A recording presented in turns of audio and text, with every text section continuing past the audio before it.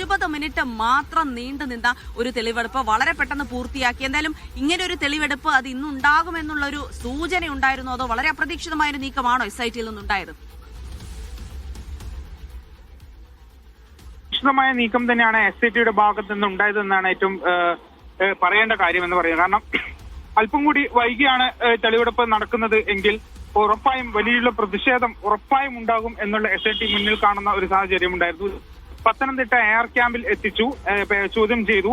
എന്നാൽ അവിടെ നിന്നും പുറത്തിറക്കിയില്ല, അവിടെ തന്നെ തുടരുകയായിരുന്നു. അവിടെ നിന്നാണ് പത്തനംതിട്ട എയർ ക്യാമ്പിൽ നിന്നാണ് രാഹുൽ മാങ്കൂട്ടത്തിലിനെ ഈ ഒരു ക്ലബ് 7 ഹോട്ടലിലേക്ക് എത്തിച്ചത്. ക്ലബ് 7 ഹോട്ടലിന്റെ രണ്ടാമത്തെ 5:45 പത്തനംതിട്ട എയർ ക്യാമ്പിൽ നിന്നും വാഹനം പുറപ്പെട്ടു. 6:30 ക്ലബ് 7 ഹോട്ടലിലേക്ക് എത്തി. അവിടെ വലിയ പോലീസ് സുരക്ഷ തന്നെയാണ് ഒരുക്കിയിരുന്നത്. കാരണം രാഹുൽ മാങ്കൂട്ടത്തിൽ വന്ന വണ്ടിയിൽ തന്നെ ഒരുപാട് പോലീസ് ഉദ്യോഗസ്ഥർ, പോലീസുകാരുണ്ടായിരുന്നു. അവർ അകത്തേക്ക് കൊണ്ടുപോയി രാഹുൽ മാങ്കൂട്ടത്തിന് ശക്തമായ വലയം തീർത്തുകൊണ്ടാണ്, അതായത് സുരക്ഷാ വലയം തന്നെ തീർത്തുകൊണ്ടാണ് രാഹുൽ മാങ്കൂട്ടത്തിനെ അകത്തേക്ക് കൊണ്ടുപോയത്. മാധ്യമപ്രവർത്തകർക്ക് പകുതി വെച്ച് മാധ്യമപ്രവർത്തകരെ തടയുകയും ചെയ്തു. അതിനുശേഷം നേരെ രണ്ടാമത്തെ ഫ്ലോറിലേക്ക് കൊണ്ടുപോയി, സെക്കൻഡ് ഫ്ലോറിൽ കൊണ്ടുപോയി ആ റൂമിൽ വെച്ച് തെളിവെടുപ്പ് നടത്തി.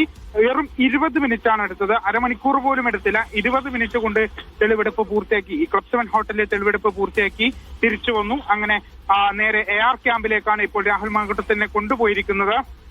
തിരിച്ച് പത്തനംതിട്ട എയർ ക്യാമ്പിൽ തന്നെയാണ് കൊണ്ടുപോയിരിക്കുന്നത്. ഈ SIT-ക്ക് മുന്നിലുള്ള വലിയൊരു വെല്ലുവിളി എന്ന് പറയുന്നത് ഈ കസ്റ്റഡി കാലാവധി തന്നെയാണ്. വെറും 3 ദിവസത്തെ 7 ദിവസത്തെ കസ്റ്റഡി കാലാവധിക്കാണ് SIT അപേക്ഷിച്ചിരുന്നത്. പത്തനംതിട്ട മജിസ്ട്രേറ്റ് കോടതി അപേക്ഷിച്ചിരുന്നത്. എന്നാൽ 3 ദിവസത്തെ കസ്റ്റഡി മാത്രമാണ് കോടതി അനുവദിച്ചത്.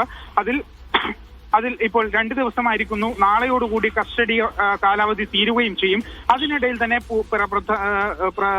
കൂടുതൽ തെളിവുകൾ ശേഖരിക്കുക, അല്ലെങ്കിൽ രാഹുൽ മാങ്കൂട്ടത്തിനെതിരെയുള്ള പ്രധാനപ്പെട്ട തെളിവുകളൊക്കെ ശേഖരിക്കുക, എത്രയും വേഗം ശേഖരിക്കുക എന്നുള്ളതാണ് SIT-ക്ക് മുന്നിലുള്ള പ്രധാനപ്പെട്ട വെല്ലുവിളി എന്ന് പറയുന്നത്. അതിന്റെ ഭാഗമായിക്കൊണ്ട് തന്നെയാണ് ഈ പ്രതിഷേധവും അതുപോലെ എത്രയും വേഗം തെളിവുകൾ ശേഖരിക്കുക എന്നതിന്റെയും കൂടി മുന്നിൽ കണ്ടുകൊണ്ടാണ് അതിരാവിലെ തന്നെ 6 മണിയോടുകൂടി SIT സംഘം, 6:30 SIT സംഘം രാഹുലുമായി എത്തുന്നു. നേരെ തെളിവെടുപ്പ് നടത്തുന്നു. അതിനുശേഷം തിരിച്ച് പുറത്തേക്ക് പോകുന്നു. രാഹുൽ മാങ്കൂട്ടത്തിനോട് ഈ ചോദ്യങ്ങൾ മാധ്യമപ്രവർത്തകർ ചോദിക്കുന്നത്, അദ്ദേഹം വളരെ ചിരിച്ചുകൊണ്ടാണ് ഇത്തരം കാര്യങ്ങളൊക്കെ നേടുന്നതെന്നാണ് ഏറ്റവും പ്രധാനപ്പെട്ട കാര്യം എന്ന് പറയുന്നത്. അതായത് വാഹനത്തിൽ നിന്ന് കൊണ്ടുവരുമ്പോഴും പുറത്തേക്ക് ഇറങ്ങുമ്പോഴും തെളിവെടുപ്പിനായി കൊണ്ടുപോകുമ്പോഴും തെളിവെടുപ്പ് കഴിഞ്ഞ് തിരിച്ചു വരുമ്പോഴും ഒക്കെ ആ ഒരു വളരെ ചിരിച്ച് കൊണ്ടാണ് അദ്ദേഹം അതിനൊക്കെ നേരിടുന്നത്. അതിനുശേഷം മാധ്യമപ്രവർത്തകർ അദ്ദേഹത്തോട് ചോദ്യങ്ങൾ ചോദിച്ചു. ഇത് പ്രദർശന വസ്തുവാക്കുവാണോ എന്നൊക്കെ രീതിയിലുള്ള ചോദ്യങ്ങൾ രാഹുൽ മാങ്കൂട്ടത്തിനോട് ചോദിച്ചു. എന്നാൽ ഒന്നും പ്രതികരിച്ചില്ല, ഒന്നിനും പ്രതികരിക്കാൻ അദ്ദേഹം തയ്യാറായില്ല. നേരെ പത്തനംതിട്ട എയർ ക്യാമ്പിലേക്കാണ് കൊണ്ടുപോയത്. ഇത് ഞാൻ നേരത്തെ സൂചിപ്പിച്ച കാര്യമാണ്. അതായത് 3 ദിവസം മാത്രമാണ് SIT-യുടെ മുന്നിലുള്ളത്. അതിൽ 2 ദിവസം പൂർത്തിയായി. ഇനിയിപ്പോൾ നാളെ കസ്റ്റഡി കാലാവധി തീരുകയും ചെയ്യും.